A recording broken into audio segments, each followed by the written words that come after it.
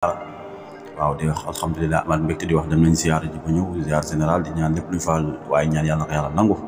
bi jaahi nabi sallallahu alayhi wa sallam waaw di féliciter suñu gaynde yi U17 yi U20 yi ñu leen di féliciter bu baax di leen ñaanal jàmm di ñaan yeneen ndam yàlla na si topp macha allah di am mbégte bu baax a baax di gën a féetaliwaat ni ñun ay sénégalais lañ di gën a am fierté si ñoom waaw beneen bi si topp rek muy ñu naan réew mi fi mu jëm di jàmm ak daf jëm fi mu jëm jàmm la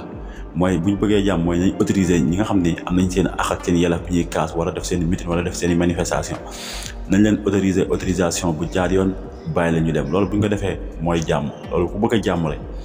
loolu ngay wax parce que c'est normal droit moo leen ko may moo leen may ñu déposer seen kii daal di def seen i manifestation def ko massivement ñu bàyyi la ñu manifester wax li ñu bëgg a wax mu jeex waaye bu ñu leen ko bëggalee gàntal nag loolu mooy daal loolu mooy tiitaange loolu mooy ñàkk nit jàmm kon nañ leen bàyyi ñu doxal li bëgg waaw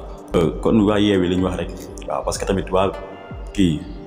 PDS bu ñu nee duñ ànd ak Mimi ànd ak Abdoul Mbaye waaw parce que gouvernement boobu ñoom ñoo fa nekkandoo woon rek kon nag loolu c'est normal nañ ci bàyyi xel bu baax waa PDS moom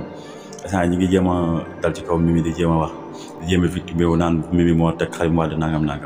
mais nañ xalaat bu baax a baax daal ni ñoom Abdoul Mbaye ñi ñëpp si gouvernement boobu lañ bokkoon waaw te gouvernement boobu nekkul ni kenn nit moo koy jiite ñoom ñëpp a ànd ba ci Macky Sall bi nga xam ne ñoom ñi ngi jéem a ñi ngi leen di wax nañuy dil ak ñoom ak lu ci mënti am tamit moo doon liggéeyloo Mimi Touré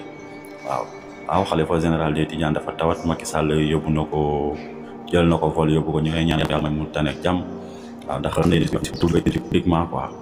ndax am na keneen ku feebar ku ñu war a yóbbu te yóbbuwuñ ko kon am na discours yoo xam ne war nañ ko kii di jégalu bu baax ci kàddu yi di wax salaatu wa salaam ala rasulillah asalaamaaleykum wa rahmatullahi taala wa barakaatuhu